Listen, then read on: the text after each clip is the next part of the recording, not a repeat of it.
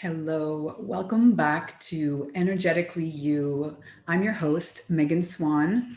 I am a wellness and mindset coach specializing in helping powerful women doing peak performance keep going and have more natural energy than they ever thought before. I focus on nutrition, mindfulness, and honoring our biorhythms and sleep cycles. Today, I have the pleasure of chatting with Megan Sweet, another Megan.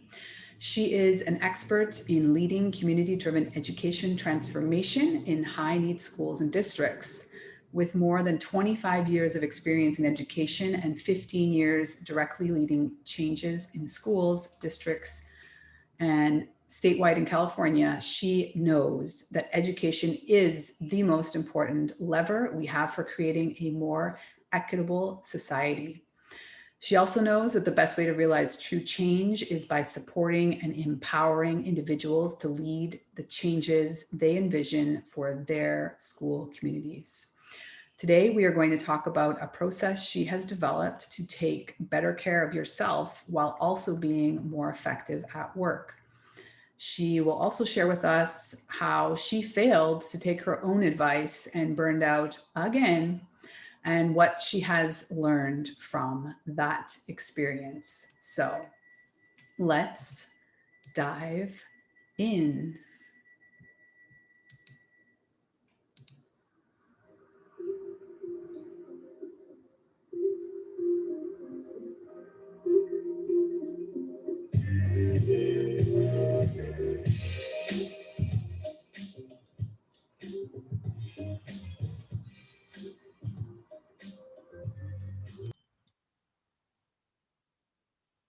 Mhm.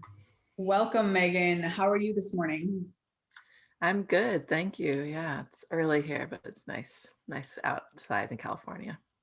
Nice. I'm dreaming of traveling again internationally, but we can get into that later. Why don't you tell us a little bit about your background and your extensive experience in leadership and education?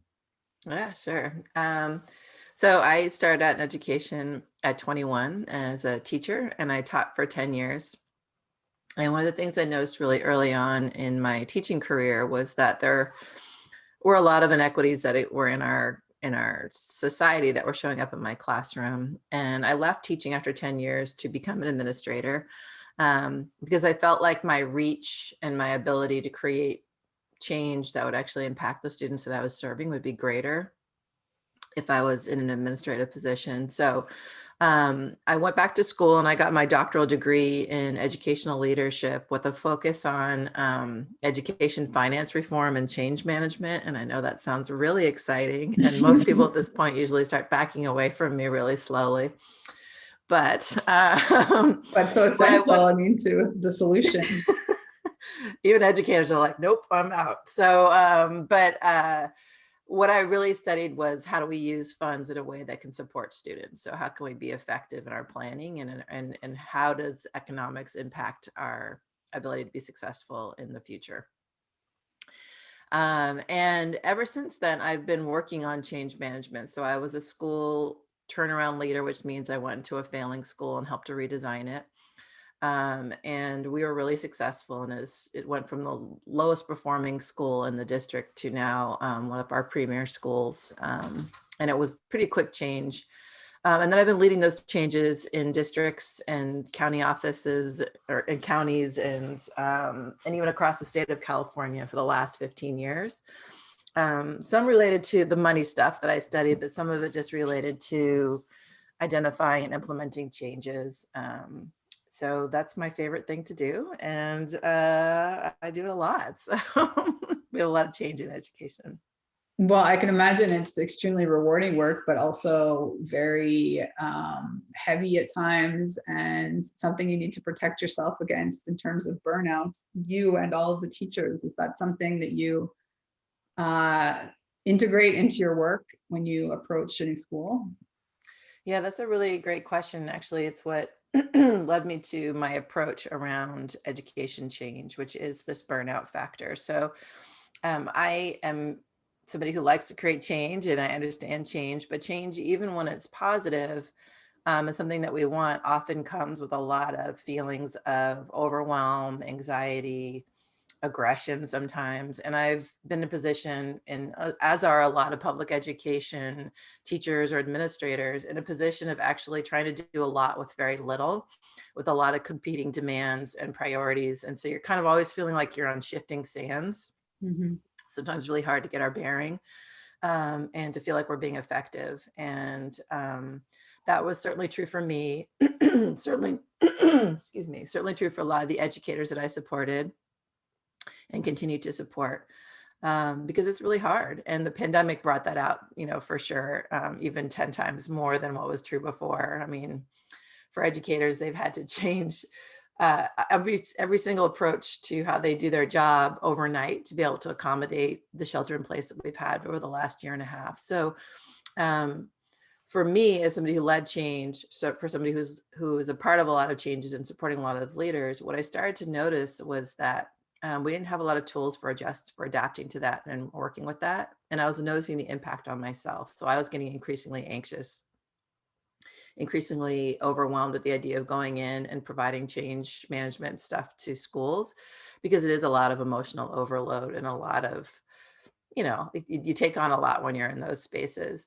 So I started working on it for myself first. So that's where I began, which was, okay, what do I need to do to feel better so that I can go into these spaces and have the energy and the reserves I need to be able to do this and not feel burned out and kind of beaten up all the time.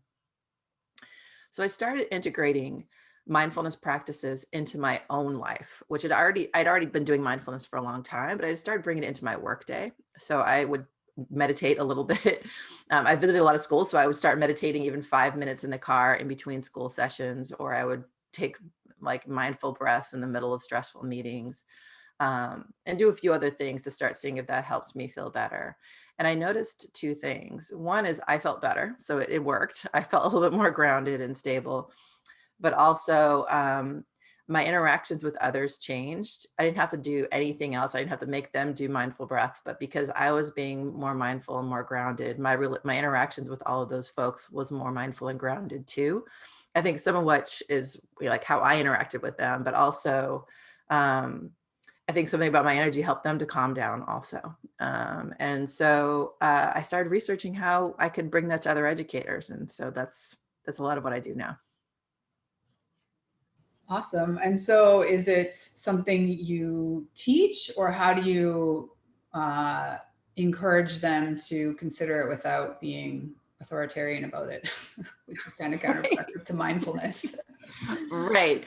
I do it a few different ways. So I wrote a book that talks about it. So my book is an educator's guide for using your three eyes. And what that talks about is how to do what I actually call self-work, which is developing a heartful and kind relationship with yourself. It has a lot of mindfulness practices in it, alongside doing the schoolwork. So educators are mission-driven people. They don't want to, we often don't feel like we have the time to stop, but B, we don't often want to stop and take care of ourselves. So I wanted to be able to create a system that people could do while they were doing their jobs. So that's outlined in my book. And it really is just an invitation. And I give a lot of talks about mindfulness and education, and actually help to create a full program around bringing mindfulness into education that's also grounded in equity and diversity and inclusion. So mostly what I do is just an invitation and I demystify, right? So I think when we think about mindfulness or meditation, people imagine a monk sitting off on a mountaintop somewhere, very isolated and separate from the world. So I try as much as possible to help educators see, and anybody see, how mindfulness is something that we can integrate into our daily life all the time in really simple and easy ways. We don't need to jump to meditating 30 minutes a day or doing any of these things that I think often stop people from starting a practice like that. So I just try and make it feel really accessible. And it's an invitation. I have plenty of science and research that I can use to back that up, because sometimes it also helps educators to feel more confident in doing something like that. And so I share that when needed. I bet that helps. I love that word, demystify. And I totally agree. I mean, with most of my clients, if I sense some resistance to any new habit I'm suggesting. It's like, okay, well, just 2 minutes. Let's just try it 2 minutes a Yep. day. If after a week you see no difference, well, then that's one thing. But I love how you integrate several pauses throughout your day, because I'm sure that's probably even more effective, that you're taking the pause in even within a meeting. Is that what I understood? What would Yeah, that I look mean, like? yeah, what does that look like? It looks a couple different ways. So the pauses, I think, are really one of the biggest ways that I try and encourage educators to start integrating mindfulness in. And I say, actually, it starts with a decision to commit to taking care of yourself a little bit more. Mm. So, and that can look any way that we want to as individuals, that what taking care of ourselves looks like. So, but when we make that commitment and we start trying to find even these few seconds to fill it into our day, it actually starts to shift. And I'm sure you know this, it shifts how we think about ourselves and how we approach the world, but also taking care of ourselves. So the first invitation is just to commit to taking care of yourself a little bit and trying it out. And then the second is just to talk about different ways to do that. So, I mean, I'm a single mom, so sometimes my self-care is just spending a few extra minutes in the bathroom where I can't be like, I get to be alone for a minute, or an extra shower, extra few minutes in the shower. It could be things like I don't look at my phone at stoplights anymore. I used to be so go, go, go that at the stoplights I was getting in a few extra text messages, and that ramped up energy is really hard. Choosing to stop and breathe for a few minutes in between my transitions. But in meetings, there's lots of ways to do it. And actually, I offer this to teachers a lot because it's something they can do in their classroom, which is what's called like a 3-breath micro practice. So really tiny practice. So the 3-breath micro practice really just starts with the first breath is just remembering that we're breathing. How often do we even forget that we're breathing during the day? So just connecting in with this, okay, I'm breathing. The second breath is an invitation just to check in with our bodies and see, as we're breathing in and then breathing out, where are we tense and where can we just soften that energy a little bit, especially when we're in agitated situations, or we're in like hectic classrooms, we're clenched in some way, and that also leads us to not being super open. So Mhm. where are we tense and where can we soften that a little bit? And the third is just to ask myself and remind myself what's most important for me right now. We as humans spend so much time either thinking about the future or ruminating on the past Mhm. that we very rarely are in the present moment, and we can lose sight of what's most important for us in this moment in time. So it could be keeping the classroom safe. It could be, for me, I spend most of my life in meetings. It could be whatever I'm hoping to get out of that meeting or how I want to show up in that meeting. If I'm with stressful people, often my agenda, that the main thing that I want to do is to come across as open and collaborative, or to stay open and to listen. So I ask myself what that is and remind myself what that is, and let that go as well. So that's the 3 breaths. It takes 30 seconds, not very long. And that's something generally we can do in meetings. Often in meetings or in classroom settings, there's that much time anyway. And that makes a big difference in terms of how I show up. A more involved practice, which I also do in those same moments, is starting to work with my own limiting beliefs or the things that I know get in my way, which requires that we get a little bit curious about ourselves. But when we start to take care of ourselves a little bit, we start to be more mindful. We start to get information about how we're thinking and how we're interacting Mhm. with others, right? And it can be hard to face that, but if we can open the door to that, then that information is there. And once we know how we're reacting to certain people or certain situations, then we can also start to adjust our responses within those same moments. So for me, for example, I noticed I did a practice where for a week I would jot down all the thoughts that were in my head when I was in meetings. Not all of them, but when I would remember, I would jot them down. And if I could, I attached an emotion to it. And if I could, I attached like a bodily sensation to it, but I didn't put a lot of pressure on myself. But I just carried this notebook around for a week. Mhm. And then I went back and I looked at the data. And I'm a pretty self-aware person, and I thought I had a good handle on things. But what was so profound was consistently, and I mean like 90% of the time, I was having worries about how people were responding to the things that I was saying. Like 90% of the time, I was assessing people's response to me and whether or not what I had said was landing well or not well.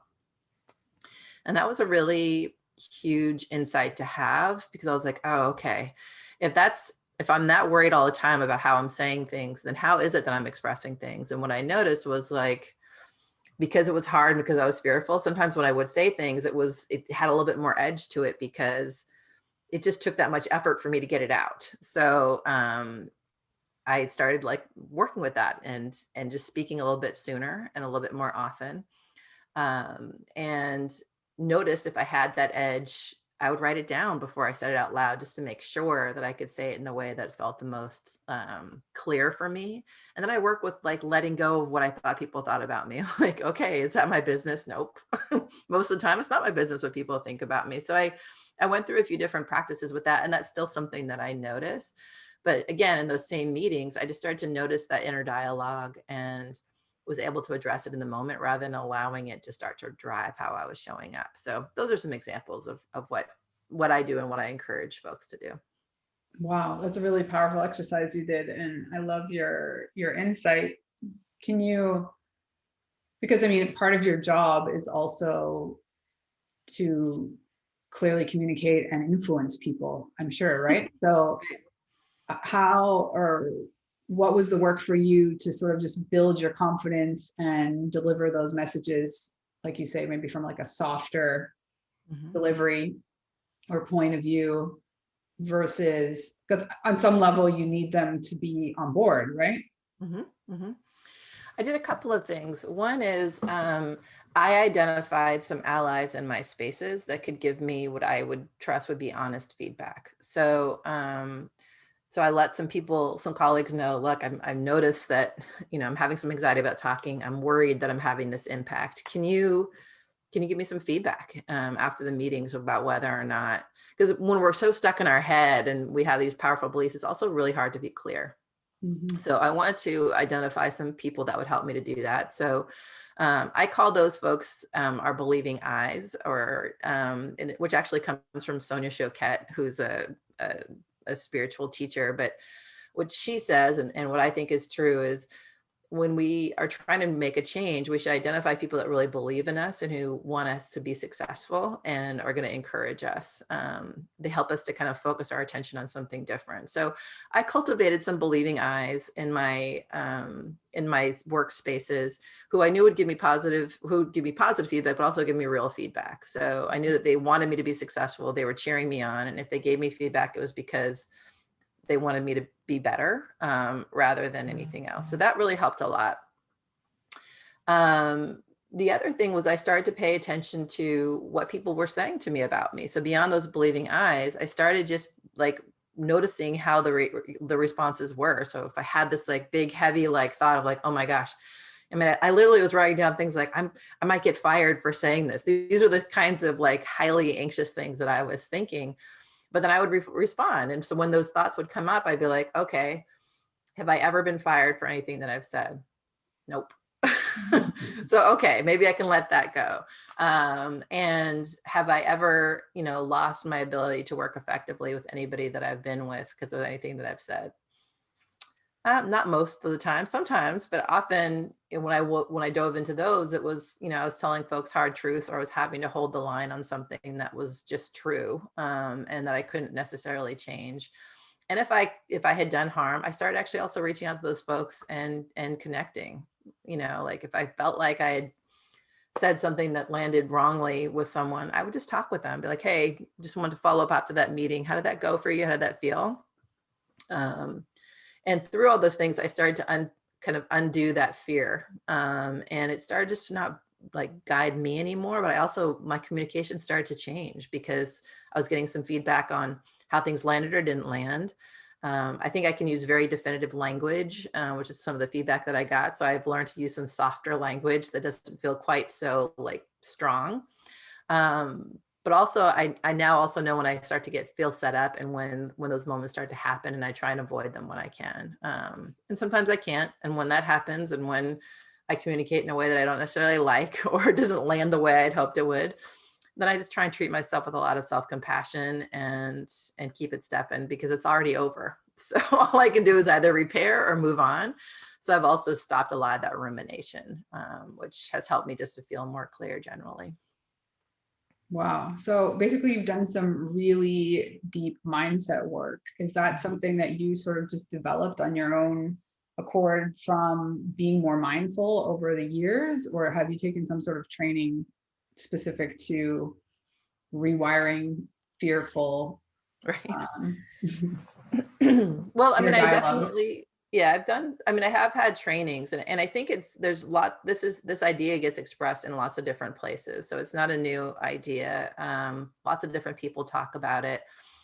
When I started seeing the successes I was having for myself, just implementing mindfulness practices, I did start getting some additional training on mindfulness, how to bring mindfulness into any kind of setting. So I took and got certified in Search Inside Yourself Leadership Institute's mindfulness training. And what I loved about that training is it provided a lot of research on, like what's actually happening. So it was a very science-based approach to mindfulness, which for education settings is important, because we always want to make sure that we keep religion and spirituality out of school settings. And there's plenty of research that shows that these mindfulness practices and what's happening in our brains and in our bodies can be measured.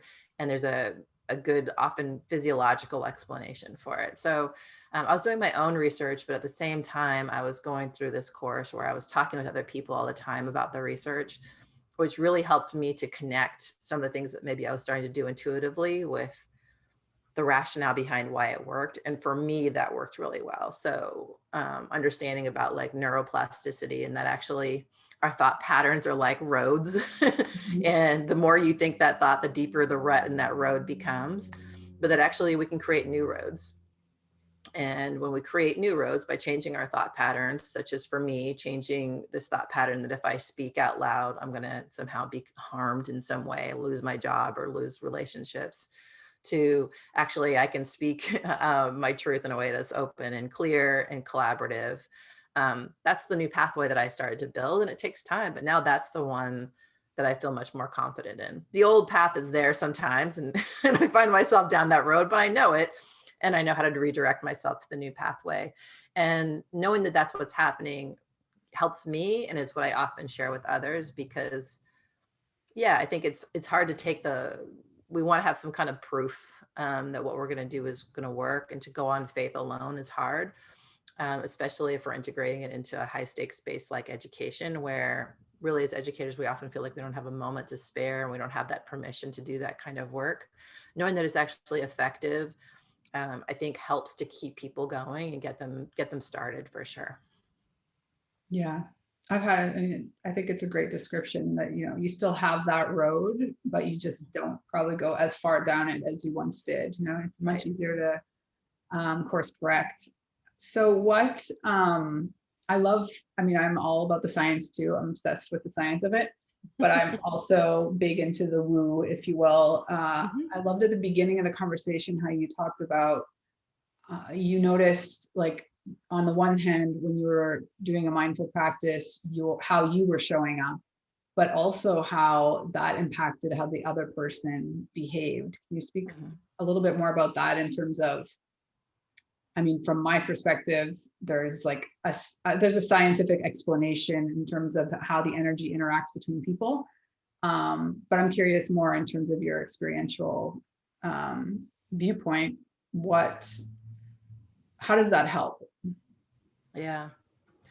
Well, and I have plenty of woo too. So just to say, like, I try and restrain it when we talk about education, but I think that's there, and that's also really rich. So I just want to acknowledge that. So let's use the believing eyes as an example, because that's one of the things that I started to shift towards. So I found myself in a lot of really tense, I was a district office, like senior leader, which meant that I held things that impacted the whole school district. And again, mine were the change ones, which meant that they came with a lot of stress, not only for the school communities that I was working with, but also the people that supervise those school communities or that provided services to those school communities. So when I would walk into a space, I represented changes for many different people all the time. And I've always worked on having a positive relationship with the people that I was with. And so I think I always had good relationships. But when we'd get to these moments where a change needed to happen, or I needed to give them some feedback or kind of push back a little bit on something that we were doing, I noticed that those really positive relationships would fall away quickly and suddenly become replaced with kind of aggressive energy that was hurtful for me, and also certainly wasn't productive. So I started just being the believing eyes for those folks in particular, and not in a manipulative way, but in a like, I need to change my relationship with them and how I see them, so that I can be more effective with them. And so I just started getting to know them a little bit and celebrating them. So there's always really great things to celebrate about anyone if you look for it. So I started looking for things that I really appreciated about the people that I was working with, especially the ones that are a little bit harder for me at the moment. I'm like, what's this person doing really well that I can focus my attention on, and I can also let them know that I'm seeing in them. So I started doing that a lot. I started just asking them about their lives, and being curious and being excited for them when they got to success. There's a lot of competition in district central offices, and in the world, but in schools possibly too. But in district central offices, there's a lot of like jockeying for power and position. And so I started just removing myself from that, and celebrating folks when they were getting it. And what happened was people's affective filters dropped a lot. They were much more able to talk with me when they felt like they were being seen, and they felt like I really was invested in their success.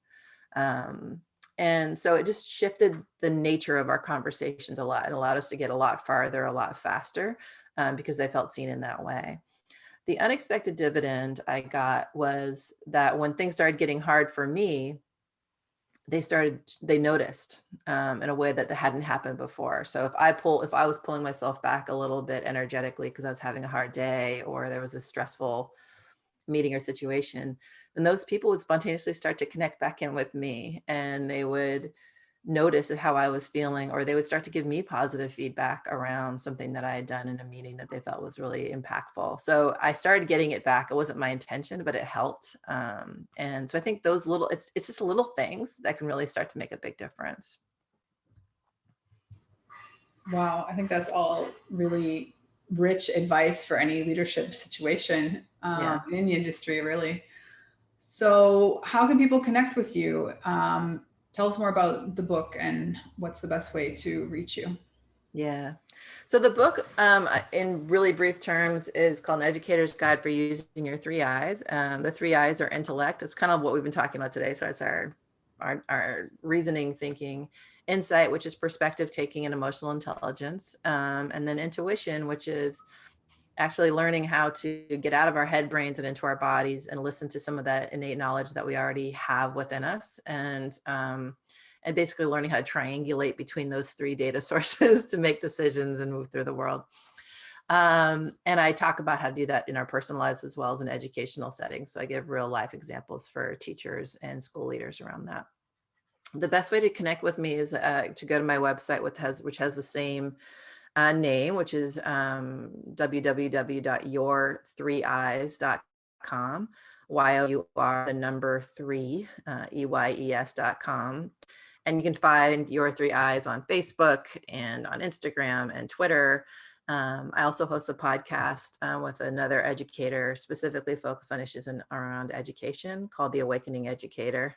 Lots of spiritual stuff in there too.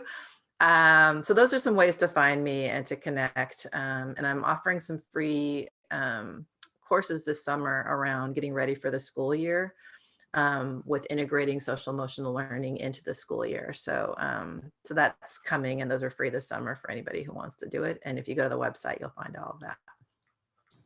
Wow, amazing. You'll have to pass me the link for the podcast because I am surrounded by educators. My mom's retired, and her husband, my sister-in-law, I don't know, I grew up with, obviously, pretty much all of my mom's dearest friends are teachers or former teachers. And I don't know, I always loved school and had some really special teachers throughout my education. And I commend you for all the work you're doing and sort of going the quote unquote boring financial route. But in the end, you've come back full circle really to bringing spirituality on a scientific level back into education and leadership. So congratulations on all your work.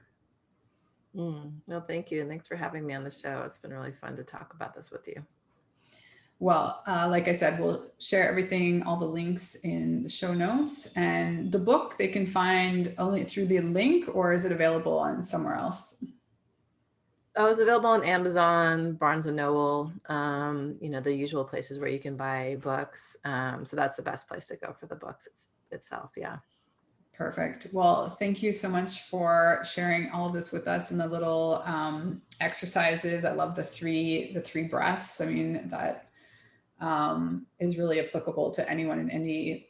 I feel like everyone should start doing that practice because it's, like you said, a micro practice. There's really no excuse that you don't have time to do that, but it could really be transformational in your relationships and your work culture, right?